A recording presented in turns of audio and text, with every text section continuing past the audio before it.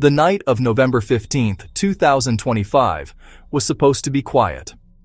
In the vast, silent expanse outside Culiacan, Mexico, the world seemed to hold its breath. On the barren outskirts of Culiacan, the desert air was sharp and cold, carrying only the scent of dust and dry creosote. It was a landscape defined by emptiness, a place where secrets could easily be buried under the immense, star-filled sky. A lone warehouse, however, broke the silence. To passers-by, it looked like a collapsed tractor workshop, forgotten under the stars. Its corrugated metal walls were rusted, sections of the roof sagged inward. It was a picture of industrial decay, a ghost of a business long since failed. But to the FBI team on a nearby ridge, this building was alive. For weeks, intelligence had pointed them here, to this specific dot on a map, a suspected node in a vast and dangerous network. It pulsed, an unnatural heartbeat in the dark, a stubborn ember signaling something dangerous within. The signs had been accumulating for days, painting a picture that was impossible to ignore. First clue? Electricity. An abandoned building should be cold, dark, and dead to the grid. This one was anything but. 11 days, 87,000 kilowatt hours, nearly triple a typical seafood plant in Mexico. The consumption wasn't just high, it was erratic, spiking at odd hours, suggesting massive machinery being run in short, intense bursts. Second, movement. 18 unmarked trucks, after midnight. These weren't random deliveries. They were coordinated, arriving like clockwork between 2 and 4 a.m. Each paused about 14 minutes, engines running, lights dead, just long enough for a rapid offload of supplies, or a pickup of finished product, all conducted under the cover of darkness. Third sign froze analysts. An impossible heat spike. Satellite thermal imaging, cross-referenced with drone-based sensors, revealed a signature that defied all logic for a derelict structure. Industrial reactor heat, pharmaceutical-grade meth levels. The kind of thermal output generated only by a sophisticated chemical synthesis process, running at a scale that was both terrifying and immensely profitable. The pieces fit. The factory was awake. By 2:20 a.m., analysts had the puzzle. Thermal data and industrial schematics mapped the hidden factory.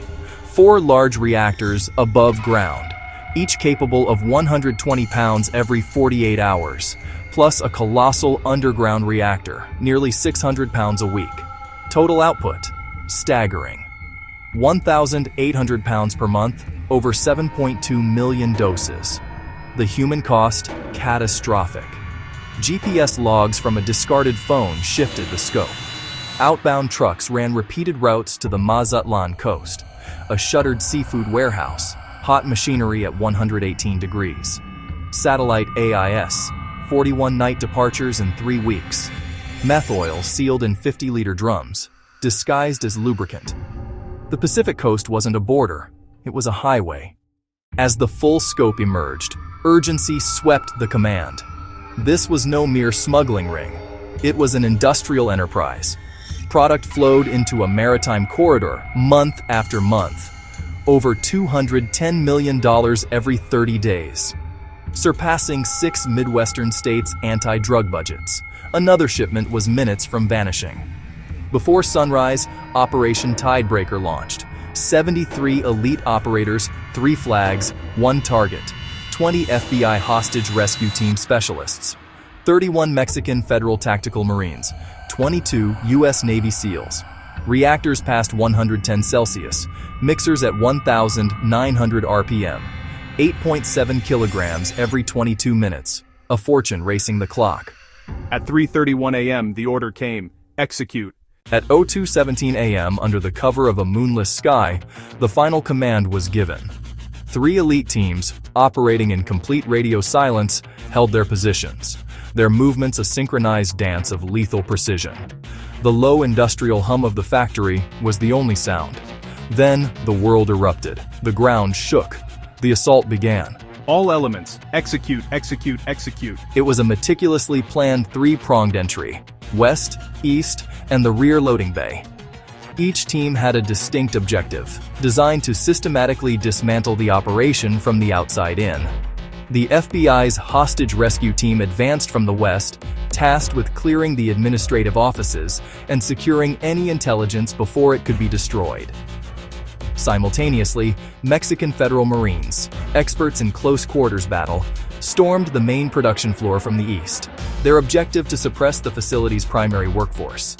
And from the water, U.S. Navy SEALs infiltrated the rear bay, their mission to cut off any potential sea escape and secure the loading docks. Real-time intelligence from overhead drones confirmed the threat assessment. 16 armed operatives were inside, their heat signatures flaring to life as the raid began. The cartel's arsenal was formidable, a mix of QBZ rifles, AK-103s, and crudely effective improvised explosives, strategically placed near volatile materials. To gain access to the fortified core, a shaped charge ripped a 14mm steel panel clean from its housing. The explosion, however, had an unintended consequence. The shockwave ruptured a nearby chemical line. A solvent tank burst. 38 gallons of flammable liquid spilled across the concrete floor. A toxic haze instantly swallowed the rooms, choking the air and reducing visibility to near zero. Operators were forced to rely on thermal optics and instinct. Blinded but not broken, the cartel gunmen unleashed a torrent of automatic fire. They fired nearly 300 rounds in the first 30 seconds. A desperate, indiscriminate wall of lead.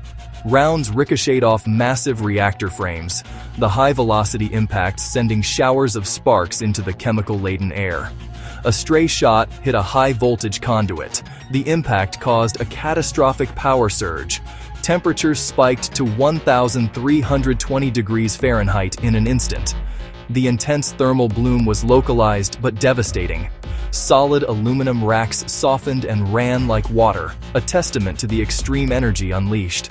Through the chaos, the FBI advanced chamber by chamber, their disciplined training taking over as they pushed deeper into the facility's labyrinthine layout. But the firefight was now dangerously close to the facility's heart. A main reactor housing quaked from the concussive force of the battle. A catastrophic rupture was imminent. A full breach could release 2,700 cubic meters of toxic vapor, an invisible cloud that would endanger not only the operators, but the surrounding civilian areas for miles.